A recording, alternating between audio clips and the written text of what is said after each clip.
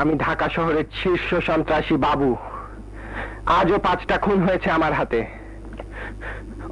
অস্ত্র তাক করে থাকবেন না স্যার, অর্ডার দেন, গুলি করে ঝাঁঝরা করে দিক আমার বুক, শেষ হয়ে যাক শীর্ষ সন্ত্রাসী বাবু। তোমার কাঁধে কার লাশ?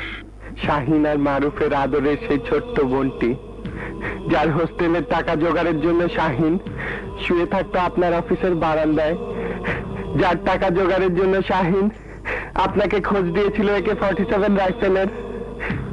টুন্ডা ফেন্সি বাবুলের ভাইয়ের হাত থেকে ইজ্জত বাঁচানোর জন্য লাভ দিয়ে পড়ে মারা গেছে। ইজ্জত বাঁচানোর জন্য মরেছে স্যার। লাশ কাটা ঘরে বুকটা কাটার জন্য ওকে বেআব্রু করবেন না স্যার, ওকে বেআব্রু করবেন না স্যার। হসপিটালে যখন আমি তোমাকে প্রথম দেখলাম, তখন তুমি ছিলে সুন্দর মনের একটি ভদ্র ছেলে। হ্যাঁ স্যার, তখন আমি ছিলাম মারুফ।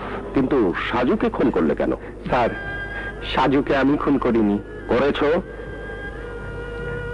এবং তার যথেষ্ট প্রমাণ আছে। আমি আপনাকে সব বলবো স্যার, কিন্তু বলার আগে আমার একটা কথা আছে স্যার। বলো। ওই মেয়েটা কিন্তু সম্পূর্ণ নির্দোষ। ওকে কেন ধরে এনেছেন? ও যে নির্দোষ তা আমিও জানি, কিন্তু ও বলছে কাবিলাকে ও খুন করেছে।